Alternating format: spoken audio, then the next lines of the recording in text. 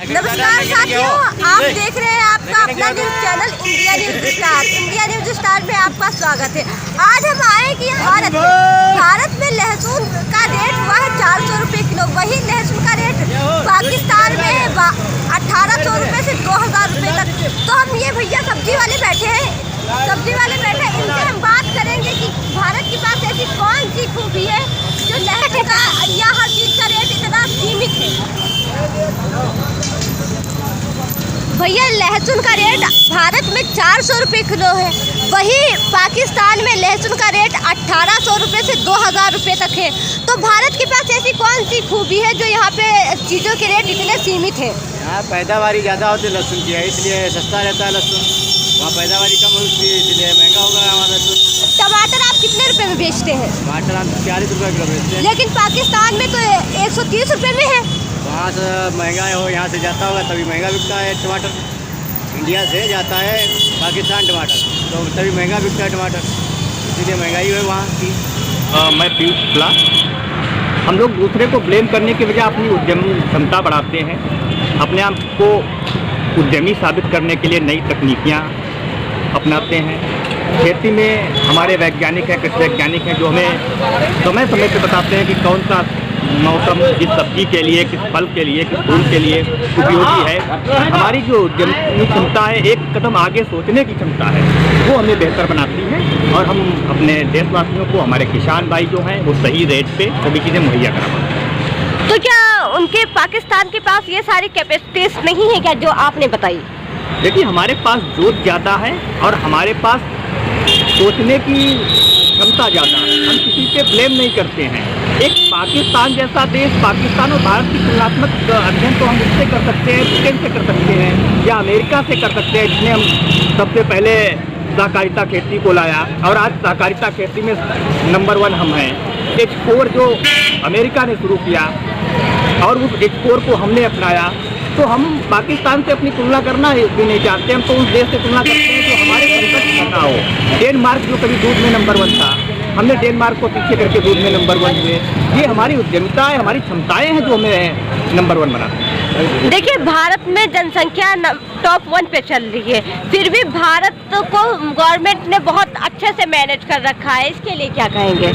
देखिए, जो देश पहले से इतना ज़्यादा विकसित था, जिसकी जनसंख्या पहले से इतनी ज़्यादा थी, वहाँ पे जनसंख्या नंबर 1 होना इस बात को भी सिद्ध करता है कि हम प्रत्येक व्यक्ति के लिए रोटी देना सुनिश्चित करते हैं।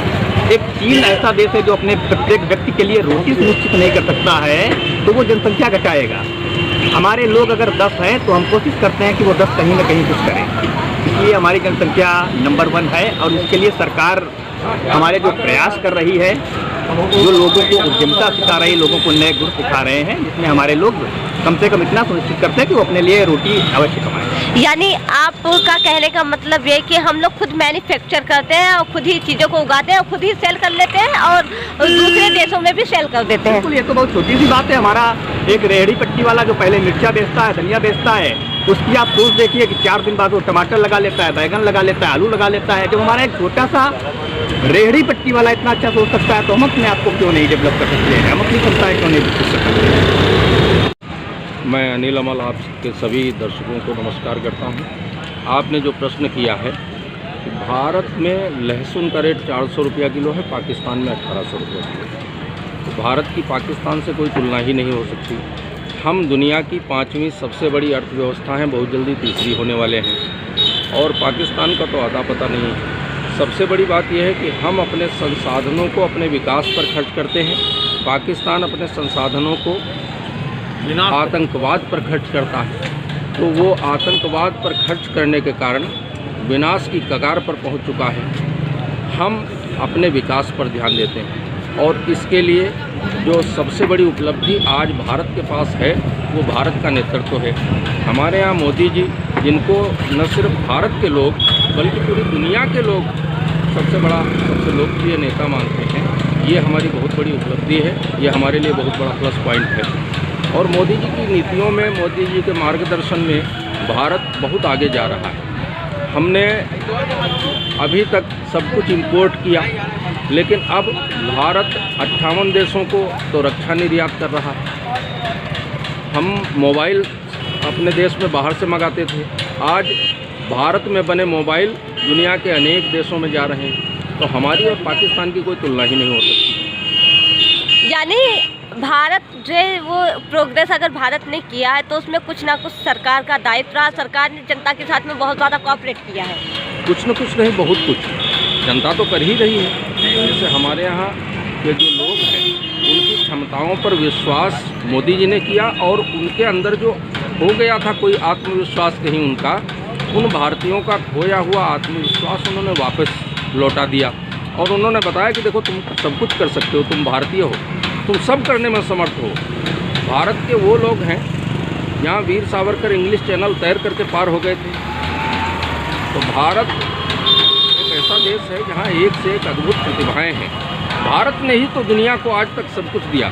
शून्य संसार को भारत ने दिया, बिना शून्य के गणना नहीं हो सकती। हजारों वर्ष पहले हमारे ऋषियों ने बताया कि पृथ्वी से सूर्य की दूरी कितनी है। आज वैज्ञानिक लाखों डॉलर खर्च करके, अरबों डॉलर खर्च करके तब वही बात की जानकारी कर रहे हैं जो हमारे ऋषियों मुनियों ने हमको पहले से बता रखी। हमारे वेदों से, हमारे पुराणों से, हमारे शास्त्रों से दुनिया के वैज्ञानिकों ने रिसर्च की और उन्होंने अपना पेटेंट करा करके हमको ये बता दिया कि ये खोज हमने की, जबकि सारी खोज भारत की। आज तक पूरी दुनिया को हमने केवल सब कुछ दिया है, लिया कुछ नहीं। पूरे संसार से भारत में क्या आया? कुछ भी नहीं। महाभारत का जो काल था 5000 वर्ष पहले, तो हमारे ग्रंथों को आप पढ़िए, उस समय हम लोग कैसे वस्त्र पहनते थे। हमारे जो राजा महाराजा थे उनके मुकुट और उनके वस्त्र, उनके आभूषण, वो आप देखिए। ये वो काल था जब अंग्रेज़ लोग पत्ते लपेट करके घुमा करते थे, और वो हमें बताते हैं कि ये तीसरी दुनिया के लोग हैं। वो हमें अभी तक बताते रहे सपेरों और भिखारियों का देश है, जबकि वास्तविकता ये है कि हम ही सबसे पहली और सबसे पुरानी, सबसे पुरातन सभ्यता हैं। हम ही ने पूरे संसार को सभ्यता भी दी, हम ही ने पूरे संसार को खाना सिखाया, हम ही ने पूरे संसार को जीना सिखाया। भारत ही एक ऐसा देश है जो कहता है सर्वे भवन्तु सुखिनः, सर्वे सन्तु निरामयः, सर्वे भद्राणि पश्यन्तु मा कश्चित् दुःखभाग् भवेत्। भारत ही ऐसा देश है जो पूरे संसार को अपना परिवार मानता है। वसुधैव कुटुम्बकम का सूत्र भी भारत ने ही दिया। भारत की तुलना इन सब देशों से नहीं हो सकती। ये तो कहीं नहीं है, ये तो विनाश की कगार पर पहुँच गए। आपने बताया ऋषि मुनियों ने जैसे पहले जो सूर्य की दूरी बताई पृथ्वी से कितनी थी, तो ऋषि मुनियों ने जैसे योग के माध्यम से कई बीमारियों का उपचार भी करते थे, इसके लिए क्या कहेंगे? ये तो बीमारियों का उपचार करते थे। हमारे यहाँ कई प्रकार की शक्तियाँ हैं, हमारे यहाँ जैसे मंत्र की शक्तियाँ हैं। आजकल बागेश्वर धाम तो पूरी दुनिया में उनकी चर्चा होती है, तो मंत्र की शक्ति है उनके पास। तो इस प्रकार से हमारे यहाँ विभिन्न पैथियाँ हैं। हमारे यहाँ योग भी भारत ने ही पूरी दुनिया को दिया।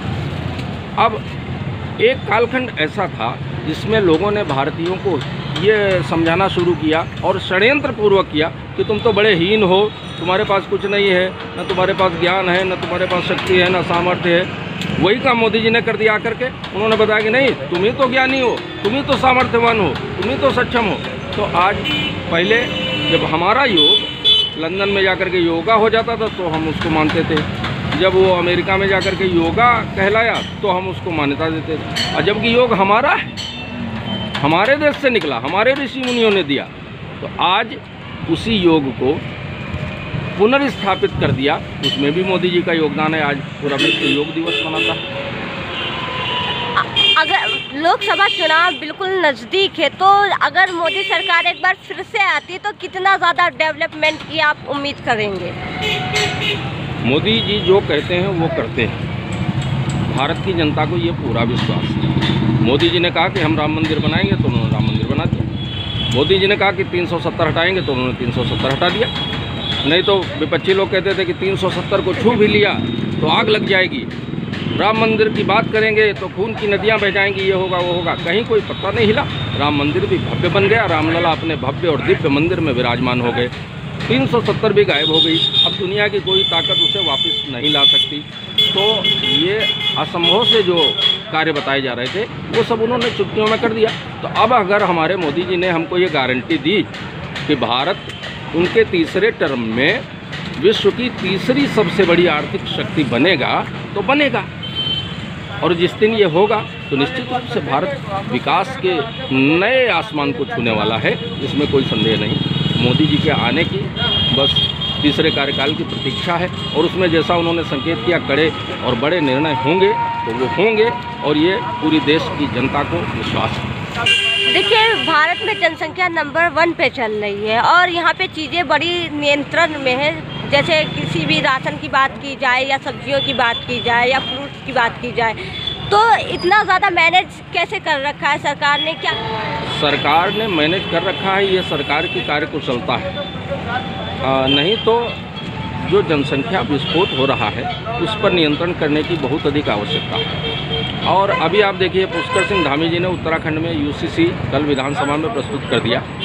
तो ये यूनियन सिविल कोड जो है ये पूरे देश में आना चाहिए और जनसंख्या पर नियंत्रण होना चाहिए, क्योंकि संसाधन जो संसार में हैं वो सीमित है और जनसंख्या अगर ऐसे ही बढ़ती रही, ऐसे ही जनसंख्या विस्फोट होता रहा तो ये संसाधन निश्चित रूप से कम पड़ जाएंगे और जब कम पड़ जाएंगे तो बहुत समस्या हो जाएगी, न सिर्फ भारत के लिए बल्कि पूरे विश्व के सामने बहुत बड़ी समस्या हो जाएगी। इसलिए जनसंख्या नियंत्रण कानून भी लाना आवश्यक है। लेकिन विपक्षी पार्टियां तो उस कानून का विरोध कर रही हैं। अब विपक्ष का तो काम ही है विरोध करना, तो वो विरोध करेंगे। वो तो हर एक अच्छे काम में विरोध करते हैं। भारत ने राफेल खरीदे तो उसका भी विरोध कर रहे थे, वो तो हमारे प्रधानमंत्री को चोर तक कह रहे थे, उसके बाद उन्होंने माफ़ी भी मांगी। तो विपक्ष का तो काम ही है विरोध करना, लेकिन उनको ये नहीं समझ में आ रहा है। आज वो इतना बौखला गए हैं कि उनको ये नहीं पता है कि वो मोदी जी का विरोध करें तो ठीक है, वो भारतीय जनता पार्टी का विरोध करें ठीक है, वो सरकार का विरोध करें ठीक है, लेकिन वो इनका विरोध करते करते देश का ही विरोध करने लगते हैं, जो कि बहुत ज़्यादा गलत है। और देश की जनता अब समझ रही है, सोशल मीडिया का युग है, इस समय देश की जनता जागरूक हो चुकी है। जो भी देश के विरुद्ध एक भी शब्द बोलता है तो देश की जनता उसको चुनाव में उत्तर देती है और कड़ा उत्तर देती है। इसके लिए उनको सावधान होना चाहिए, सकारात्मक विपक्ष की भूमिका निभानी चाहिए, और नहीं तो वो अगले लोकसभा में दर्शक दीर्घा में ही नजर आएंगे। ये भी मोदी जी की भविष्यवाणी सही हो जाएगी। जैसे आपने कहा कि मोदी जी को विपक्ष पार्टियां चोर बोल रही थी, तो क्या देश के प्रधानमंत्री के लिए, जबकि वो देश के प्रधानमंत्री हैं, देश के प्रधानमंत्री के लिए ऐसे शब्दों का प्रयोग करना चाहिए? बिल्कुल भी नहीं करना चाहिए। देश का प्रधानमंत्री एक संवैधानिक पद पर बैठा है और वो एक संवैधानिक पद है। प्रधानमंत्री, राष्ट्रपति या राज्यपाल, ये सब बहुत गरिमामय पद हैं और इनका सम्मान करना चाहिए, सम्मानपूर्वक उनको संबोधित करना चाहिए। हमारा विरोध अलग बात है, आपका विरोध हो, आप उनकी नीतियों का विरोध करें, अलग बात है। अटल जी भी तो विरोध में थे, सुषमा स्वराज जी भी तो विपक्षी दल में बैठती थी, प्रतिपक्षी दल के नेता होने के बाद भी उन्होंने कभी कोई ऐसा शब्द प्रयोग नहीं किया जिस पे देश की जनता को आपत्ति हो। आज पूरा विश्व जब मोदी जी को सर्वाधिक लोकप्रिय नेता मान रहा है, उस समय अगर उनके प्रति आप ऐसे शब्दों का प्रयोग करेंगे तो निश्चित रूप से आपको चुनाव में उसका खामियाजा भुगतना पड़ेगा। और जो कांग्रेस पिछले 2 चुनावों से, पूरा विपक्ष पिछले 2 चुनावों से भुगत रहा है, लेकिन उनको अभी समझ नहीं आ रहा। भगवान उनको सद्बुद्धि दे, मैं तो यही कहूँगा। लेकिन जिस तरीके से भारतीय जनता पार्टी की लोकप्रियता बढ़ती दिख रही है, तो विपक्ष कहीं है ही नहीं। लोकतंत्र के लिए सही पूछे तो एक मजबूत विपक्ष अच्छा होता है, लेकिन ये वो दौर है जहाँ विपक्ष नाम की कोई चीज़ ही नहीं बची। ये क्या है विपक्ष है? एक इंडी गठबंधन उन्होंने बनाया भी था, तो उसमें ममता जी अलग हैं और नीतीश कुमार तो एनडीए में ही शामिल हो गए। उधर शरद पवार जी की पार्टी चली गई, उनका भी कुछ बचा नहीं, वो उनकी पार्टी और सिंबल सब अजीत पवार के पास चला गया। इस गठबंधन में विपक्ष के पास बचा क्या? कांग्रेस की अपनी कोई हैसियत अब बच नहीं रही है। अभी 3 राज्यों में चुनाव हुए तो वहाँ उनको पता चल गया, एक तेलंगाना छोड़ के बाकी वो कहीं जीते नहीं, वहाँ भी षड्यंत्रपूर्वक जीत गए हैं। तो अगले चुनाव में जनता वहाँ भी सबक सिखाएगी। तो विपक्ष कहीं है ही नहीं। लेकिन जैसे पाकिस्तान में ये भी कहा जाता है वहाँ के मुस्लिम से कि मोदी जी भारतीय मुस्लिम के साथ में भेदभाव करते हैं। जब अब ये तो उनको कहना है तो वो कह रहे हैं, उनकी बुद्धि, उनकी मति मारी गई है। वो सब मदरसा छाप लोग हैं, उनको कुछ समझ में नहीं आता। उनको आज की विज्ञान कहाँ जा रही है, कितनी तरक्की कर रही है, उनको पता नहीं है। हमारे यान आज चंद्रमा पे लैंड कर रहे हैं और वो इतनी ऊँची बातें कर रहे हैं। उनके यहाँ माइनॉरिटी का क्या हाल है ये उनको देखना चाहिए। दुनिया की सबसे ज़्यादा आबादी मुसलमानों की अगर कहीं है तो दूसरे नंबर पर भारत में है। और भारत में मुस्लिम समाज से उपराष्ट्रपति भी बने, लोकसभा में तमाम नेता जाते रहे, सांसद विधायक मंत्री सब होते रहे। तो हमारे यहाँ ऐसी कोई दिक्कत नहीं। हमारे यहाँ का जो सामान्य मुस्लिम है वो सर्वाधिक अपने को सुरक्षित और गौरवान्वित महसूस करता है इस बात के लिए कि वो भारतीय है। भारत में जो लहसुन का रेट है वो 400 रुपये किलो है, लेकिन पाकिस्तान में उसी लहसुन का रेट 1800 रुपये से 2000 रुपये तक में लहसुन बेच रहे हैं। हम लहसुन बेच रहे हैं 240 रुपये किलो। अच्छा, तो क्या भारत के पास ऐसी क्या क्वालिटी है जो भारत ने चीज़ों के रेट इतने ज़्यादा कम कर रखे हैं और भारत बहुत ज़्यादा प्रोग्रेस कर रहा है? सरकार जो है पाकिस्तान है, बाप की सरकार अच्छी है, अच्छी सरकार है। इस चक्कर में जो है नहीं, इसका जवाब अगर ये लाहौर जाए तो उनको अच्छी सस्ता मिल जाएगा। सस्ता बेचना पड़ता है। नहीं तो कभी तो ठीक है ना, सस्ता मिलता है, ठीक तो बहन रही है। अच्छा, प्याज वगैरह का बाकी जो सब्जियां हैं आपके पास, इनका रेट क्या है? इनका रेट क्या है? 100 रुपये किलो है, टमाटर 20 रुपये किलो है, लौकी 30 रुपये किलो है, गोभी 10 रुपये किलो। अब इससे सस्ता कहाँ चाहिए बताइए? हम आने वाला है, तो क्या अगर मोदी सरकार एक बार फिर से आती तो क्या जो मोदी सरकार की पॉलिसीज है उसमें बढ़ोतरी होगी? बिल्कुल, हम बहुत खुश हैं इस सरकार से और जो है बढ़ोतरी बिल्कुल होगी। लहसुन का जो रेट है, कुछ लोग 400 रुपये में बेच रहे, भैया 200 रुपये में बता रहे हैं। तो ये बताइए, जैसे पाकिस्तान में उसी लहसुन का रेट 1800 रुपये से 2000 रुपये तक है, तो क्या भारत के पास ऐसी कौन सी क्वालिटीज हैं जो भारत ने इतना ज़्यादा प्रोग्रेस कर रखा है और चीज़ों के रेट इतने कम है? भारत भारत है, बाप बाप होता है, बेटा बेटा होता है। वो भारत का छोटा सा हिस्सा है, वो भी कुछ समय रुकने दीजिए आप, वो भी इसी में आ जाएगा, फिर वो भी भारत हो जाएगा, वहाँ भी चीज़ें सस्ती मिलने लगेंगी। ये है। लेकिन वहाँ के जो लोग हैं वो ये कहते हैं कि जो इंडिया में तो बहुत ज़्यादा मुस्लिमों को जो मोदी सरकार बहुत ज़्यादा परेशान करती, भेदभाव करती, इसके लिए क्या कहेंगे? यहाँ मुस्लिम जितना सुरक्षित है किसी कंट्री में नहीं है, जाके दिखाएं। कानपुर का एक वाकया था, वहाँ का एक लोग गए थे, वहाँ 20 साल बाद छूट के आए हैं। पाकिस्तान और भारत की तुलना कर दी आपने, कहाँ जमीन और कहाँ आसमान। हम लोग आसमान पे हैं, वो जमीन पे है, धरातल पे चला गया है। बस और कुछ नहीं कहेंगे। पाकिस्तान से बुरा कोई देश नहीं है और वहाँ के आवाम एक नंबर जाहिल। ये यहाँ पे लहसुन का रेट है 400 रुपये किलो, जो अभी हाई हुआ है, यानी कि भारत में। और भारत में लहसुन का रेट है 400 रुपये किलो, जो अभी जल्दी ही रेट इसका बढ़ा है और कुछ दिन के बाद डाउन होने की भी संभावनाएं हैं। लहसुन आ जाएगा। लेकिन वही अगर पाकिस्तान की बात की जाए तो पाकिस्तान में लहसुन का रेट है 1800 रुपये से 2000 रुपये तक। तो भारत के पास ऐसी कौन सी खूबियाँ जो लहसुन का रेट इतना कम है या चीज़ों के रेट इतने सीमित हैं? देखिए, यहाँ पे देसी लहसुन है, वहाँ पे चाइना है, इसलिए जो है लहसुन की कीमत वहाँ ज़्यादा है, वहाँ पैदावारी कम है। वहाँ लहसुन जाता है बाहर से, यहाँ फसल होती है, इसलिए यहाँ देसी लहसुन बिक रहा है 400 रुपये किलो। नया आ जाएगा, मद्दा हो जाएगा, 200-250 रुपये किलो यहाँ हो जाएगा, नया आने की संभावना है। लेकिन आप क्या बेचते हैं? हम टमाटर भेज रहे हैं 30 रुपये किलो।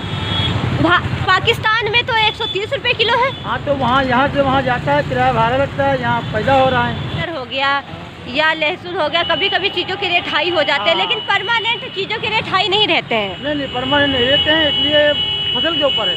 सब्जी पैदा हुई तो रेट कम पड़ गया और फसल ज़्यादा महंगी हुई, ये होता है। सब्जी की दुकान, सब्जी का कोई मोल तोल नहीं होता है, फसल के ऊपर है बस। हाँ।